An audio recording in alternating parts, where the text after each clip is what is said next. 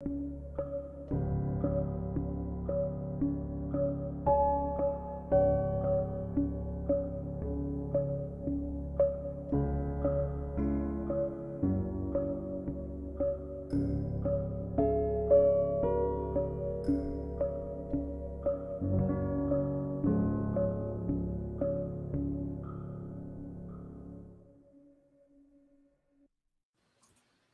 morning. Welcome back, everybody. Welcome back to the Two Dumb Yinzers. This is episode 320. We do want to wish everybody a happy Memorial Day. We are here live for you on the Memorial Day morning. How you fellas doing today? I'm doing great. Doing great. Had a nice day off yesterday. How was your day off yesterday? Yeah, my day off was wonderful. I had apparently I think that I had food poisoning. That's not good. No, it was about a 24-hour. It lasted about 24 hours, and it was terrible, just as you would think it would be. Feeling better though? Feeling better? You know, my butthole's kind of like from wiping so much. Yeah. Now I can't. You know, I got like pain in my butthole a little bit. Like I can't really move around well, and if I go to wipe after I poop, it's a whole thing. So, I mean, with the exception of that stuff, it's going pretty well. Oh, so you're used to the sore butthole. So I do want to mention one thing though here at the studio. One little thing before we get started. Oh God. I do love the fact getting ready for the show and going and to get coffee, and there's no coffee at all. I tell you what, there's probably about 10 grounds in the coffee pot that's in there. Oh no, that's not good, bro. I thought you gotta be shitting me. I have everything down to the minute, and and well, who does that for one? And two, if you do that, just mention, say, hey, there's no coffee. Don't put the coffee, the empty bin on the counter. I put water in the, and the thing is, like, no, you had the water already in, ready to go. The water's in. So I go to pour and some people at the studio do make some weak coffee. And I go to get, and I go to scoop it out of there, and there wasn't even enough for a scoop. Even if I would have put very little water in to make the coffee, there wasn't even enough coffee in there. And you're having so I'm defeated. A rough couple days. I'm defeated. I feel defeated today. No, hey, today's a new day. We got Derpy's fire alarm going off in the background, so we got that going for us. I got rub burn on my butthole. I got no coffee in my system. I'm a prize, let me tell you. You are a prize. It's my day off, and I've been up since like 5:00 a.m. I'm not happy about that. I think you know what? I blame Derpy. You think it's all Derpy's fault? It's all Derpy's fault. Just because. Derpy! I would agree. Yes. Pittsburgh Pirates. The free fall may start today. I may have been a little premature. I don't know, man. They're what? They're won 1.5 2 games. Out. Yeah, they won 2 games in the last 2 series. So I think the free fall is alive and well. What they did was in the last 3 series, they won the first game of the series, and then they lose the remaining 2. And that happened for the 3 consecutive series. They're 6-17 in May. Yet they're still a game and a half out of first place, only behind the Brewers. The only good thing that got the Pirates do have going in their favor is the Brewers do play the Blue Jays. Let's go tomorrow. And the Blue Jays were the team that just beat Tampa 20-1 last week. Yeah. And they annihilated us. And I thought that they beat us worse than Tampa did. We played those consecutive series. Yeah. So the Brewers do play them, and also in the division, Mike, we have the Reds are playing the Red Sox, the Cubs are playing the Tampa Rays, and the Cardinals are playing the Royals. Now, Royals are probably the worst team out of the bunch that our division's playing this week. Yeah, oh yeah. But maybe this is going to be where the Cardinals start to make up some ground in the division. I think so. Toronto, they're 28-26, but like you said, man, they drubbed the other day, and that AL East, man, is a tough division from top to bottom. Like, okay, I said, Toronto, they're 28-26. That would put them in first in the Central, in the AL Central. That would put them first in the NL Central. If they played in an NL Central, they'd have 50 wins. Yeah, and they would be they'd be the third team in the AL or in the NL West and the AL West. So that AL East is a stacked division. So that Toronto team, hopefully, beat the Brewers for us. My God, we need some help. And we got the Giants. Now the Giants, I was just under this impression they were this great team. The way they beat the Brewers 10-0 and 15-1. However, the Giants are only sitting at 27 and 26, or a half better than we are. Yeah, and I tell you what, the AL West, the Dodgers 32 and 22, Arizona's 30 and 23, but outside of those two teams, San Francisco, the Padres, and the Rockies all have more or less similar records to the rest of the AL Central. So I think we have a chance to make some ground up. This is gonna. I think we might pull it out. We're playing teams at our level, but I said that going into this last series against the Mariners, and look what happened. I think this might be the time that we could start evening out a little bit, in the sense that we were really good in the month of April. We were really bad in the month of May. June is the month. So I stated the other day that, this is the month that the bats start getting hot. This is the hottest month for Andrew McCutchen career-wise. So maybe, if we could get somewhere around 500 ball, we'll be okay. But who would have thought that being 6-17 in the month of May would just land us at a 500 spot? We were in a good position. There goes that wiggle room that we talked about, though. We have no wiggle room. There's none left. No wiggle room. It's all gone. Wiggle room is gone. So that may be the tale of what is going on moving forward. Again, today we start the series against the Giants. Today's game 1 of 3 at 5:05 at San Francisco. Giants coming in with a 27-26 record. Pirates 26-26. A couple games over the weekend. Pirates lost on Saturday to the Mariners 5-0. It was a game that Vince Velasquez came back only for 2 innings. He made it. Gave up 7 hits, 4 earned runs. He had a walk, 3 Ks. He got pulled because of more soreness in that arm. And it's looking like he's back to the 15-day. And this isn't looking good. No, Sherrington needs to go make some moves, get some more starting pitching. God, we lost. He was one of our better pitchers too, and he's out. O'Neal Cruz is out. This team needs to do something. They need to do something. They can't sit on their hands. In the game on Saturday, they lost 5-0. Big Stacks went 0 for 3 with a walk. Great investment. Yeah, there's your money maker, guys. There's where all that money went.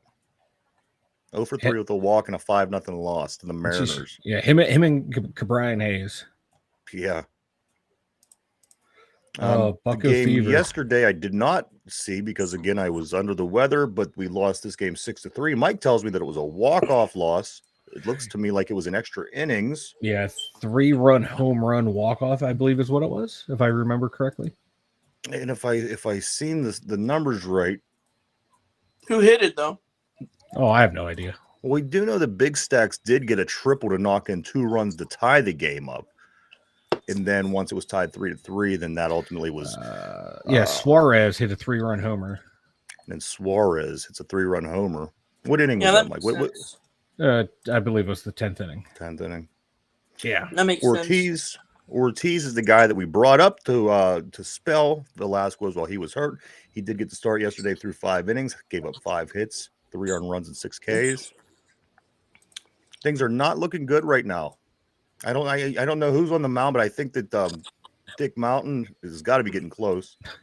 It is Dick Mountain, baby. Dick Mountain, baby. Dick Mountain. That's what I'm talking about. We got Dick Mountain on the hill today.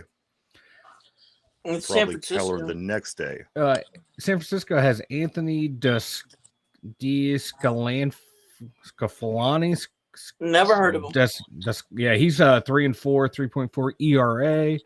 Let's see his 1.04 WHIP. That's 47 strikeouts, 9 walks, and 6 home runs given up. It looks kind of like an even matchup. Just going off numbers, I don't even know who this pitcher is. No idea who he is. Again, the Milwaukee Brewers dropped 2 of 3 from this team that we're about to play. One was a 10-0 loss. One was a 15-1 loss. I'm kind of hoping that we're catching the bad part of their rotation. I hope so. But if not, to show your disdain for the Pittsburgh Pirates and Bob Nutting, be sure to check out the Two Dumb Yinzers merchandise store and buy your Bob Nothing tee. There's Bob Nothing. There it is. This is in the yellow color. You can get it in multiple colors. It is a black silhouette. It says Bob Nothing. Yes, check it out. I have nothing to do with this, people. I don't know what he's doing. What he's up to. I'm shilling, baby. Holy I am moly. shilling. I got new buttons to play with on the screen. Derpy's chowing down on something in the background there. So listen. The Brewers don't start playing until tomorrow. They don't start the series against Blue Jays until tomorrow. So we will in fact either be one game behind first or two games out of first today. So let's get some wins. This game is at 5:05. We need to get some wins, guys. Go strong into June. As I said, we're 6-17 in May. Yes. Ooh, the Reds are coming. Thank goodness the May is almost over. Just 3 more days. 3 more days, and then we can start fresh in June. This May has been the longest year I've ever seen. It has. This is wild. April flew by because the Buccos were winning. People were excited. Expectations were getting a little out of hand, but it was fun. We haven't felt this excitement in a long time. And then typical Bucco fashion, let's just screw us all over and then mess it all up. But hopefully June will be a nice little rebound. I don't know. That's whenever, like you were saying. Yeah, that's true. But but it's all at home. The Buccos got this. The Buccos got this, man. No, they don't. It's just false hope. Yeah. So there you go. Dick Mountain today. Dick Mountain, baby. And then that must mean Contreras tomorrow, and that must mean Keller on the following day. It's Oviedo, then Keller, or the probables. Oviedo, then Keller. Who do I say? Contreras. What the heck? Yeah, I'll take Oviedo. Yeah, me too. And then Keller. Yeah, that's the probables, according to SP. I like that. I like that. Y'all don't play the Reds until August. Screw the Reds, man. Wait, why the Reds? Why Derpy's like 8 months ahead of they're like the worst team in your division. Yeah.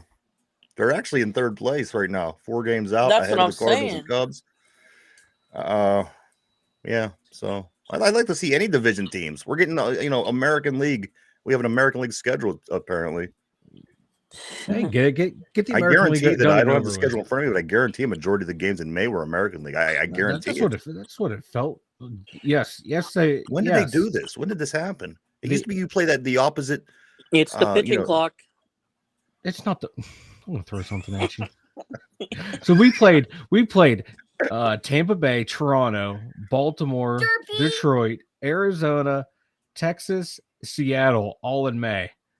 We played Colorado for a 3-game series. I think that was the only American League team or a National League team. Yeah, so there you go. And the Diamondbacks. Excuse me, I forgot. What's coming? I know we got the Mets. I know we got the A's. We got a couple. So we have San Francisco, St. Louis, Oakland, the Mets, the Cardinals. Ooh, the Cardinals. That's going to be good. It's your first series of June. We beat them 3-1 in an earlier series. But they're all at home. Yeah, and that third game is on Peacock, aka the Cock. Hey, that first game is O'Neal Cruz bobblehead night. Woo! Well, whatever day the third is, I think the third. I don't know what day that. What the game I think this calls for another shameless plug of the Bob Nothing. I knew this would be your reaction because I did not give you the heads up of what I can do. I would want to ask you guys this. We did this with the Pirates, and obviously at the time it was nothing but pure speculation. Yes. But I saw on Twitter somebody said this. They said if the Pittsburgh Steelers go to the playoffs, not anything else, just go to the playoffs, would that be considered a successful season for us, or would we be let down with all the things that went into this offseason and the expectations coming out for a lot of players for this season? Just making it to the playoffs, is that a success for the Steelers this year, guys? I would say yes, because my God, we have a lot of young players on this team. Be Kenny getting the team to the playoffs, Najee helping the team, Pickens, although in a lot of the rookies, their first taste of success, getting into the playoffs, and that's a good foundation. Ben's retired now. Ben's gone. This is a rebuild. Last year, we had an accelerated rebuild a little bit. We didn't have that, rebuild where you're going to go 3-14, and stuff like that. We went 9-8 last year in a rebuild, and year one of a rebuild. So this is year two. So to make it to the playoffs in year two of a rebuild after losing a Hall of Fame quarterback, I would say that would be a success. But what about you, Derby? You think so? Yes, but I think they're better than that. I can be better than that. I do too. I think that they are better than that. I think that they did a lot of work this offseason. It's going to be very interesting to see how this thing plays out. A couple spots that are standing out to me, guys, that we didn't touch, or we touched very little on. Let me ask you this: you have a Landon Robertson, you have Cole Holcomb. Yeah. Now Cole Holcomb's built a lot like TJ Watt is in the sense of his muscular build. Let me say this, and he's had injury issues. Let's say that Cole Holcomb goes out and just tears his bicep off his arm in one of the first 3 weeks of the season. And then you could say, well, we got Mark Robinson. But beyond that, at the inside linebacker depth, guys, we don't have much. Do you think that maybe, just maybe, we should go after one of these guys that we keep hearing about that keep popping up in the feeds, with the guy from Arizona?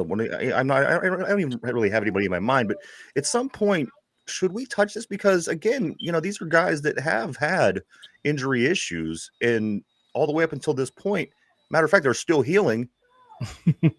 What's the best case scenario? What we could do to prepare ourselves for that? Because if you lose an inside linebacker, that creates a pretty big hole. And as I said, this guy goes in and gets a season-ending injury or something where he's off 6 to 8 weeks.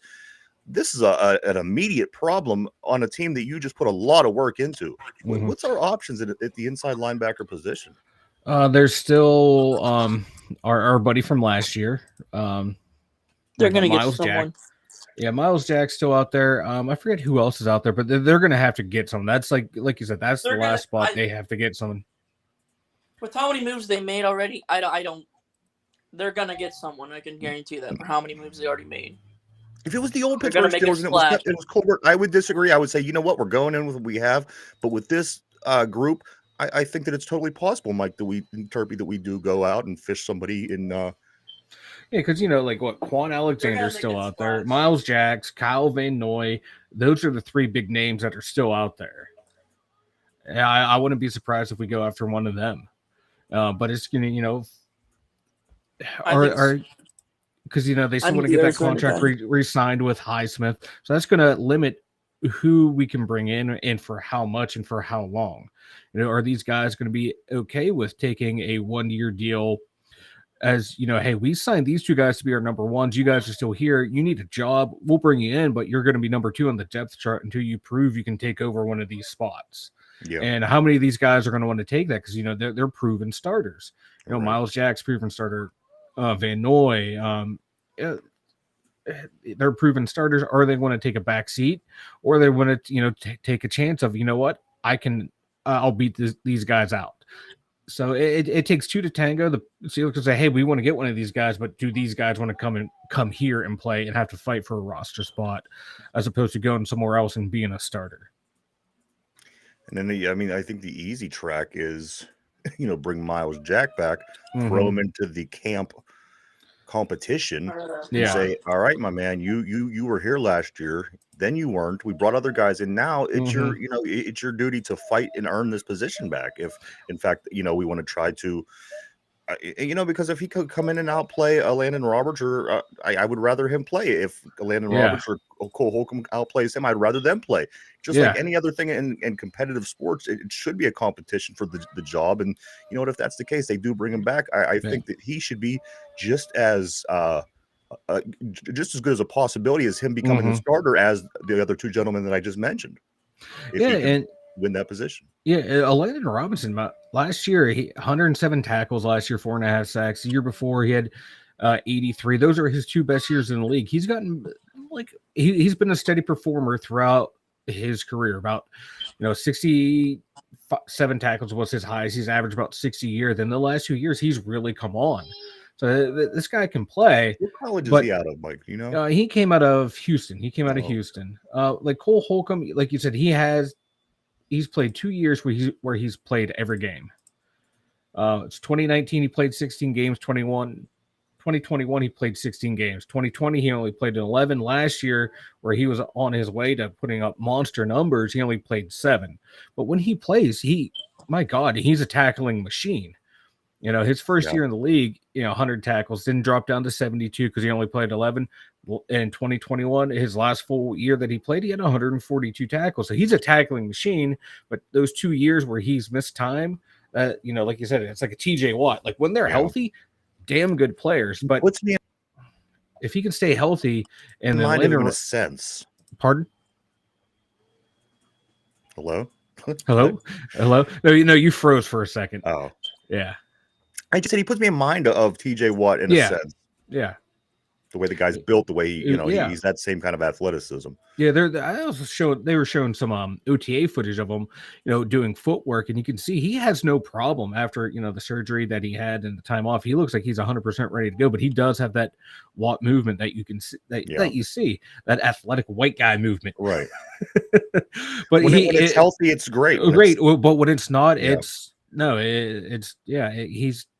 I hope he can stay healthy. Landon Robinson, if he can play the way he has the last 2 years, I think those two are going to be damn good. But I want someone other than Mark Robinson and Tanner Muse as my inside linebacker depth. If they can get one of those guys, that would be great. But Quan Alexander's already visited and left without a contract, so he's probably not coming back. So there's really, outside of Miles Jack, Kyle Van Noy, I think John Bostic's out there, but he's getting long in the tooth. He would be good, but he's another one of those guys. There's a lot of older guys out there. Van Noy, who's 32, John Bostic, who's 32. We can get Deion Jones, who played in Cleveland last year. Yeah. Pick his brain for that vaunted defense up in Cleveland. Yeah. Oh no, wait, did he? Yeah, no, he came out of. Was it Cleveland? Yeah. Mark Robinson, I mean, he's somebody that I want to see make leaps and bounds moving forward because the guy has potential. There's a little word coming out that this guy is coming along well. I just don't understand what that means at this point. I want to see him play. I want to see him in preseason. I want to see him get his opportunities once regular season comes. But then, if he's on this slow but steady track, that's fine. But we do have to, as you said, get somebody besides him and Tanner Muse to be another inside linebacker because you're one play away from being in a linebacker from those guys situation. starting. Yeah. So. I think they're going to splash though. I think you're going to get somebody. I do. It's characteristic. It goes along with what they've done to this point. If, as I said, if this was the old team, the old GM, I think that we would go with what we have. They'd say this is what we are, and we would have to deal with that. But this team has been different in that sense. This GM has been different in that sense, and I think that this is going to be. I think we are as well. I don't think they're going to let us go in that thin at linebacker. No. The other thing, Mike, the people are talking about is the right side of the offensive line. Do we not do enough? Are we okay with Chooks? Are we okay with the guard? I'm okay with Daniel. I'm okay with James Daniels at right guard. He was one of the better right guards in the right tackle position, though. I do know that is something that keeps coming up, and I know that I've been relying on you with the scoop on Chooks, and I take your word. But some people are saying that we just didn't do quite enough for that right hand side of the offensive line. You know what? I'm okay with Chooks because if Broderick Jones takes over for Dan Moore took it upon himself to learn the right side to become more comfortable, and I would be okay with Chooks and Dan Moore. One of those two at right tackle. Yeah, because as long as you have that. Broderick Jones, if he comes in and is that dominant left tackle that we want him to be, I'm okay with that right side being just a little bit weaker. Right. So I think we're fine on the right side. James Daniels, like I said, he was one of the better guards in football last year, especially in pass protection. I'm comfortable with that side. I'm more worried about center. I would love to have seen an upgrade at center, but it was with Samalu and Daniels at your guards, that's going to help your center as well. Absolutely. So, and then Broderick Jones at left. This line has gotten a lot better. Is it still one of the better lines in the league? No, but it improved, and I'm okay. I'm okay with Chooks at right, as long as Broderick Jones comes in and he's a beast. Yeah. Speaking of Cleveland, as Mike did, the guy that I swear was destined to be a Cleveland Brown, who was not ever a Cleveland Brown, though, Antonio Brown. So apparently I find this out. He was supposed to play the other day, supposed to suit up for the Albany Empire. He failed his physical. He failed to submit to the league the paperwork. He did not get to play. This is just another day in the life of Antonio Brown. How he doesn't have somebody following him around the camera, making a reality show 24 hours a day, 7 days a week is beyond me. But Mike, not only is it just about Antonio this time, now he wants to bring in a buddy. He wants to bring a buddy to come play for his team as well. Who is this guy we keep hearing about? He wants to bring in Cam Newton to play one game. He wants to pay him $150K to play one game because he wants to catch a touchdown pass from Cam Newton. Now Cam Newton, he's an odd duck. He's always been an odd duck. That's why I always like Cam Newton. That's why Cam Newton was different and successful. But I don't see him going to this clown show. Yeah. Yeah, I think Cam liked to just have fun, and I think this be a bridge too like a step too far for Cam Newton. But if it does happen, I will watch it just to see how many touchdown passes Cam Newton and AB can throw and catch. I would love to see it happen and it not work that way. Like it would work. It wouldn't work at all. It'd be terrible. Oh, that'd be great. That'd be great. Yeah, but I don't think Cam Newton would be crazy enough to do it. $150,000 for one game, I might consider it, but you know what? Cam already has money. Yeah. If I haven't heard anything like of Cam Newton ever being like bad with money and mismanaging. So I don't think he needs $150K, but $150K is still $150K. I don't care who you are. Yeah. You're that wealthy, he can turn that into one game. You send your kid to college for playing one game. Yeah. So I can see him doing it. Or other people, they spend 30 years paying off a college. He gets that, and he's good to go. Yeah. So why isn't Antonio Brown in the nut house? Right. At this because point, we got rid of them in the 80s, Derpy. We got rid of that nut houses in the 80s. Some other things I do want to cover real quick. The show is quickly coming to a close here. The Pittsburgh Riverhounds, they did win yesterday. The Pittsburgh Riverhounds beat. Please tell me this name. Please tell me this name. Like, to me, it's London. To everybody else, it's probably something else. It's London. Ludon. They beat Ludon United FC 1-0 yesterday. Pittsburgh Riverhounds are looking pretty good this season. Like the soccer team, next game they play is Saturday against the Phoenix Rising. The Phoenix Rising FC. I like that names. name. Phoenix Rising FC. Now the Maulers, they take an L on Saturday night. This game was a good game from what I see. Damn good game. They were winning. At one point I texted Mike, they're winning 21-13 going into the half. Ultimately they lose the game 37-31. Was this an overtime, Mike? It looks to me like the score. No, I think it was the defense gave up a late touchdown. Because this was the beginning. Like this was like the genesis of my food poisoning. So I did not catch the end of this game. They did, you know what? The defense was solid from what I've seen. They went on and on about this defensive front four, how they're the best in the league, and I agree with that. They had 2 special team returns, one on kickoff, one on punt. The Pittsburgh Maulers do not look like a bad team, yet they lose this game 37-31 to the Philadelphia Stars. That drops them to 4th in their division, which, again, everybody's only separated by 1 game, so I'm not too worried about that. Yeah, Pittsburgh Maulers host the Houston Gamblers coming up this week, who is 4-3, Mike. Yeah, because we scored a touchdown on a kick return. I think it was a punt return. And we had a touchdown, and then they got the ball back, and because that took us to we cut the lead down to 31-34, and we couldn't get the ball back, and they kicked a field goal at the end to steal the win. Yeah, but it looked like we were coming back. And then we just couldn't contain them. Everything was looking good while I was watching it. Chris Blewett just kicked like a 49-yard field goal. Things were happening. I texted Mike, check this out. And right about a little bit after that is when I stopped watching it. But again, the Maulers, they drop it 37-31. They are just sitting there with 2 wins still, Mike. 2 wins. Yeah, because wait, what the heck? Yeah, because we got the ball back. Yeah, we had a nice punt return, is what it was. And we had scored a 1-yard touchdown, and then we got the ball back. We lost it on downs. They kicked a field goal, and then we could do nothing in the last 30 seconds. We had time to win it, but we just couldn't. Two other big games this evening. big games if you're in the NBA and into the NHL. Game 7.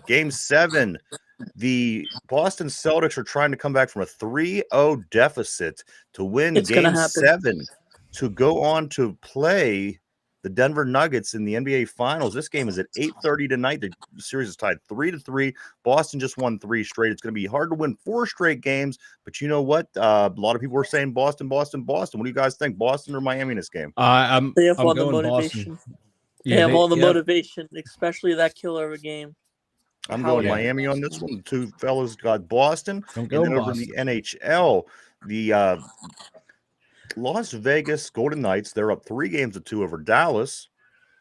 They could win tonight and go on to the Stanley Cup Finals to play the Florida Panthers. Or will the Dallas Stars stretch this out 1 game further and tie it up and go to a Game 7? The Game 6 tonight is at 8 o'clock. Also, 2 huge games, 8 o'clock, 8:30. Who do you guys think out of the Vegas and Dallas Game 6? I'm taking Vegas. Same. I mean, you know what? I'm going to stick with the pattern, and I'm going to take Dallas then. Ooh, it's a nice little contrarian. I just want to see 2 teams that haven't won. Yeah, I generally do too. Guys, ready? Mike, why don't you tell everybody about the website, would you? 2dumyinzers.com, the number 2, DUMYINZERS. You head on over there. We have links to YouTube, Spotify, Anchor, everywhere you can find us. I think there's a link on there for Twitch if you want to watch through Twitch. What else do we have there? Email addresses on there to email us anything you want. And also there's a link to the merchandise store where you can buy your Bob Nothing merchandise. Just one example of what we have is the Bob Nothing merchandise. We have 2dumyinzers merchandise there. We have the Verbal Terrorist merchandise there. Everything you need at 2dumyinzers.com. Go ahead and go check that out, everybody. www.2dumyinzers.com. I have nothing to do with the way that these ads are, what his promos are ran. But yes, there's a lot of cool things. Go check it out. And if you do want to check out that Bob Nothing gear, it is over there. We are on 7 days a week, 11:30 in the morning every day. And the show that we do that day does get uploaded that evening on Spotify at 8 o'clock. So if you want to just listen to the show, go check it out over on Spotify. Guys, I have a San Francisco Giants trivia. Ooh, I'm ready, baby. Giants trivia, of course. Pittsburgh Pirates are starting a 3-game series out in San Francisco today. So all the attention goes to San Francisco. You fellas ready? I am ready. Here we go. The Giants was founded in 1883 as the New York Blank and renamed 3 years later to the New York Giants before moving to San Francisco in 1958. Let me read that one more time for you. The Giants were founded in 1883 as the New York Blanks and renamed 3 years later to the New York Giants before eventually moving to San Francisco in 1958. So I'm looking for the original. Before they even became the New York Baseball Giants, they were called something else for 3 years. Take a moment to think that over. This is a tough one. I got to give you that. It is tough. Nicole on the board says the Generals. That's a good guess. That is a good guess. I have 2 that come to mind: the Longstockings or the Dodgers. Okay. So what I'm going to do, I'm going to start with Derpy. Derpy, who do you think what was the original name of the San Francisco Giants back in 1883? I mean, geez, the Civil War just ended. We're going back quite a ways here. Who do you think, Derpy? I don't know, so I'm just going to go New York Bear Gloves. The New York Bear Gloves. Okay, there you go. You want me to lock you in on the Bear Gloves? Yeah. All right, so Derpy is locked in on because the hand, get it? All right, I get it, you. Oh, yeah. All right, so you're locked in on the Bear Gloves. Here. We got the Generals on the board. We got the Bear Gloves from Derpy. Mike, what do you think? They came from New York. It was the Brooklyn Dodgers. Let's go. I'm gonna go with the Longstockings.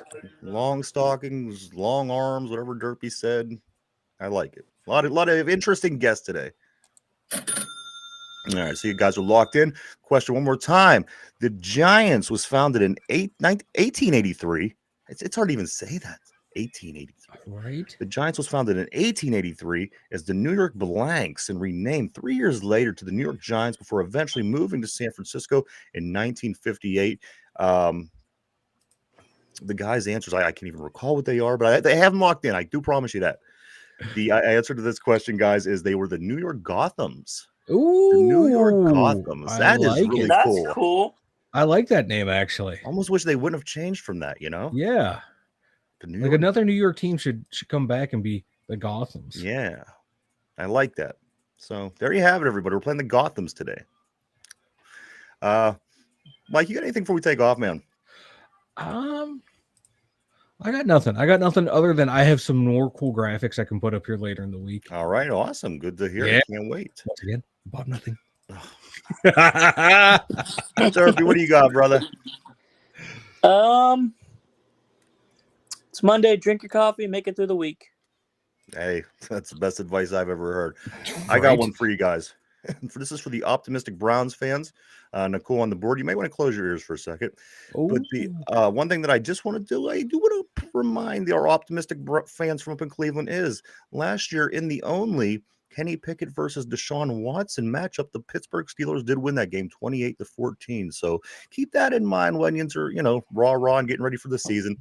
But there you have it. That is my words for the day. I do want to say thank you, everybody, for checking us out. We hope that you continue to do so. Everybody have a safe Memorial Day. Guys out doing your drinking, doing your thing. Stay safe. That's all that matters. We'll be back tomorrow at 11:30. We'll see you then. Bye-bye.